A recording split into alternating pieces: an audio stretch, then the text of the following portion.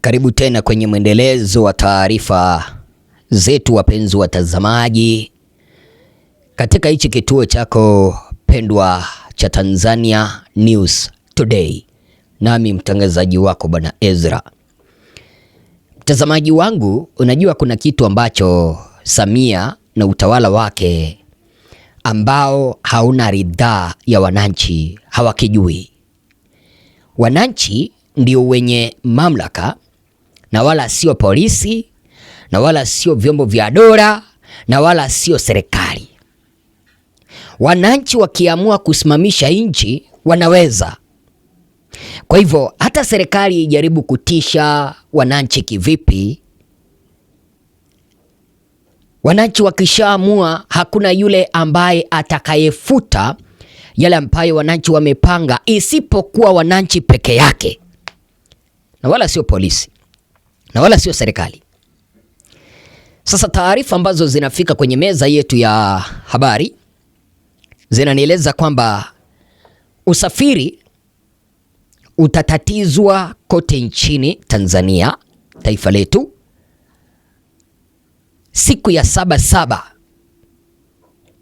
na wamiliki wa magari wa daladala wamesema kwamba na wao wataungana kwenye maandamano ya Sabasaba. Hawa walioko madarakani unajua waamini kitu ambacho huwa kinafanya mpaka maandamano kutendeka, mtazamaji wangu, ni pale ambapo napata kwamba serikali, wananchi wakitoa matamko, serikali inachochea kwa kuwakamata wachache, kwa kuwatisha wachache, kwa kuleta maafisa wa polisi kwenye mitaa mbalimbali. Sijui kama unanielewa mpaka hapo. Sasa mfano katika barua ambayo imefika kwenye meza yetu ambayo ninaomba nikusomee, inasema hivi: Umoja wa waendeshaji wa vyombo vya usafiri Dar es Salaam. Dar es Salaam, waendeshaji wa vyombo vya usafiri wametangaza na wao kujiunga kwenye maandamano ya Sabasaba. Kaendelea kusema kwamba kwa wamiliki na waendesha bodaboda, bajaji, daladala na magari ya mizigo, umoja wa wamiliki wa waendeshaji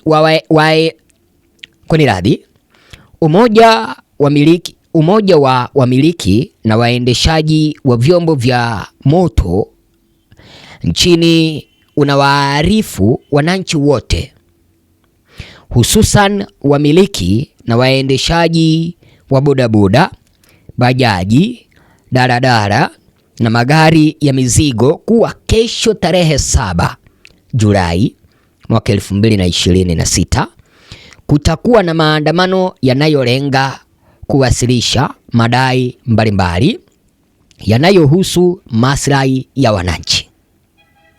Naomba unisikilize vizuri kabisa, ndipo uweze kuelewa kwamba Tanzania imesimama sasa.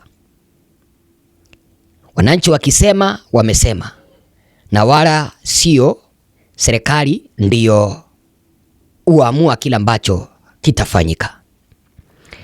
Sasa wakaendelea kusema hivi: kwa upande wetu tutashiriki kwa amani ili kuonyesha msimamo wetu kuhusu kupanda kwa bei ya mafuta, jambo ambalo limeendelea kuongeza gharama ya usafiri, biashara na maisha ya kila siku kwa wananchi. Upande mwingine unapaswa kuelewa, wananchi wao walisema kwamba wataandamana kutaka haki iweze kufanyika kwa wale ambao waliuawa mwaka uliopita. Sijui kama unanielewa. Vile vile wananchi wakasema kwamba wanataka katiba mpya. Vile vile wananchi wakasema kwamba wanataka Lissu aweze kuachiliwa kutoka gerezani.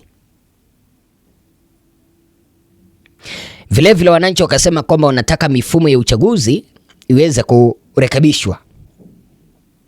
Sitaki niweze kueleza sana kwa sababu nilieleza kule chini. Kuna kanda ambazo nimeunda hapo chini. Lakini sasa unapaswa kuelewa, kwenye vyombo vya usafiri vya moto navyo vimesema vitashiriki maandamano haya ya Sabasaba. kumaanisha Dar es Salaam nzima hapata kuwepo na usafiri. Sijui kama unanielewa mpaka hapo. Umenielewa?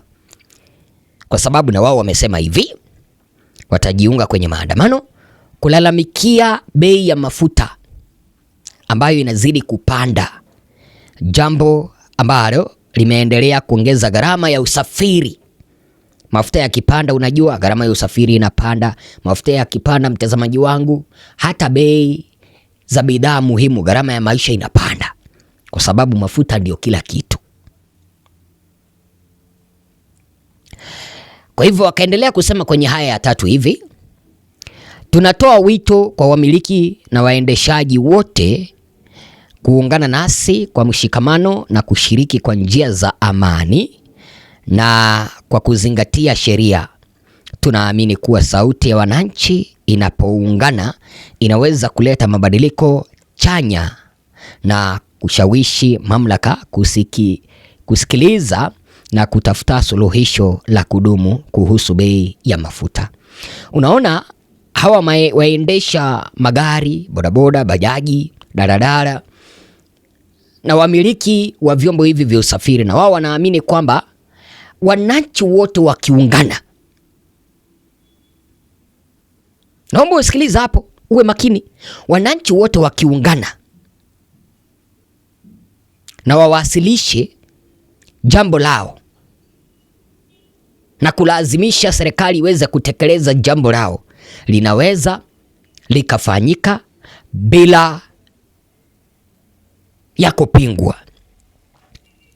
Kwa hivyo unaona, hawa wamiliki wa bodaboda, bajaji, magari ya usafiri na vyombo vyote vya usafiri wanasema kwamba umoja ni nguvu, utengano ni udhaifu. Nataka nikueleze polepole ndiposa taarifa iweze kuingia ndani kabisa. Na kama umenielewa, naomba uniambie hapa chini, Bwana Ezra, nimekuelewa. Sasa wamesema kwamba wanataka serikali iweze kutafuta suluhisho la kudumu kuhusu bei ya mafuta.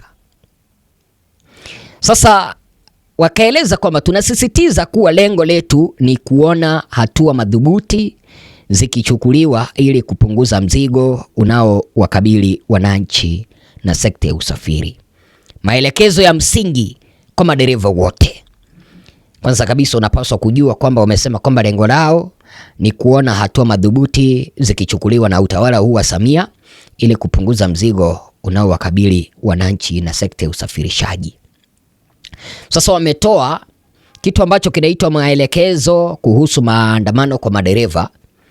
Wakasema kwamba kesho, ambao ni siku ya Jumanne tarehe 7 mwezi wa 7, ikifika saa 12 asubuhi, kila dereva anatakiwa kuegesha gari, bajaji au pikipiki yake katikati ya barabara kisha kuendelea na shughuli zake nyingine.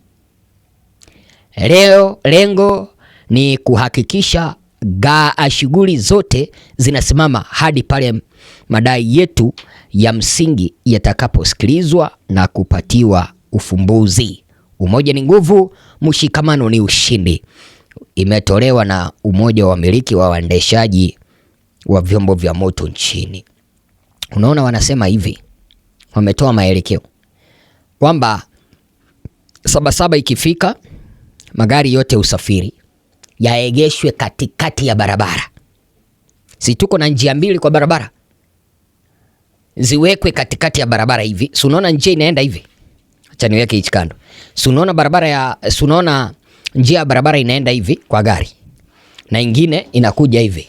Wamesema kwamba sasa funga hizo barabara, weka magari yenu katikati ya barabara. Kutoka hapo nenda shughuli zingine za maandamano hadi pale ambapo serikali itakapotafutia ufumbuzi ongezeko la bei ya mafuta. Kumbuka kwamba upande mwingine wanafunzi wa vyuo vikuu na wao walisema kwamba watajiunga kwenye maandamano kutaka usawa, haki kwenye mifumo ya kutoa mikopo ya juu kwa wanafunzi bila ya upendeleo. Vilevile wakasema kwamba wataandamana kutaka haki kwa mauaji yaliyotokea kwa mwanafunzi mwenzao, na wananchi na wao wamesema wataandamana. Sasa Samia yeye aoni kwamba hata akijaribu kutumia polisi, hata akijaribu kutumia jeshi, hawezi akawezana na wananchi wakiamua. Wapenzi watazamaji, ninamalizia nikimwambia Samia Suluhu Hassan, sijui kama ananiangalia sasa hivi. Mwaka uliopita alikuwa ananitazama kwa sababu serikali yake ilinitolea machapisho, mpaka wakapiga picha yangu akaweka kwenye machapisho kipindi ambapo nilikuwa na ripoti yale maandamano ya mwaka uliopita. Acha nieleze hivi, nikimwambia Samia hivi, mamlaka ni wananchi wako nayo na wala sio serikali. Kwa kimombo wanasema kwamba power belongs to the people. Mamlaka ni wananchi ndio wako nayo, ni wananchi ndio wanatoa. Kwa hivyo serikali hata ikitumia vyombo vya dola, wananchi wakishaamua kitu wameamua, na hakuna kitu ambacho mtafanya. Hata mulete polisi, dunia nzima inawaangalia. Sijui wazo lako ni lipi? Mwenyezi Mungu awabariki. Asanteni sana.